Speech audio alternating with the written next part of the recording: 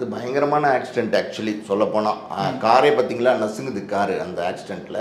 ஆனால் அவர் அதை பற்றி கேர் பண்ண மாதிரியே தெரில. அவர் ஃபயர் மாதிரி அந்த காரை விட்டு இறங்கி ஒருத்தர் திறந்து விடுறாரு, கேஷுவலாக நடந்து போகிறாரு, எதுவுமே நடக்காத மாதிரி. இப்படியெல்லாம் ரொம்ப ஆச்சரியம். அதாவது வந்து அதுக்கான பயிற்சியிலே இருக்காங்க. கார் ஓட்டுறதுக்கே பயிற்சி பண்ணுவாங்க, பைக் ஓட்டுறதுக்கே பயிற்சி பண்ணுவாங்க. இப்போ கிரிக்கெட் வீரர்னு வச்சுக்கோங்க, அந்த பயிற்சியிலே இருப்பாங்க.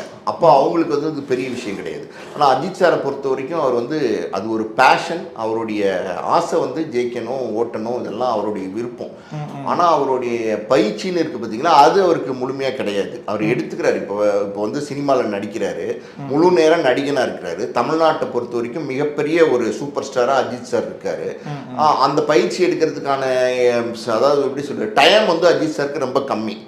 ஸோ ஏதோ ஒரு கேப் கிடைக்கும்போது அந்த பயிற்சி எடுக்கிறாரு. இந்த மாதிரி ரொம்ப இந்த மாதிரி ரேஸ்ல எல்லாம் கலந்துக்கணும்னா எந்த மாதிரியான விபத்தும் நடக்கலாம், அதுக்கான தகுந்த பயிற்சி இருக்கணும். ஆனால் அஜித் சார் அதையும் மீறி ஓட்டி சக்ஸஸ் பண்ணுறாரு, ரேஸ்ல எல்லாம் ஜெயிக்கிறாரு. இப்போ நேற்றுக்கு நடந்த விபத்து இருக்குது பார்த்தீங்களா, அது அவர் பெருசாக எடுத்துக்கல. அதுக்கு காரணம் என்னென்னா இதுக்கு முன்னாடியே அவர் வந்து பல விபத்துகளை சந்திச்சிருக்கிறாரு.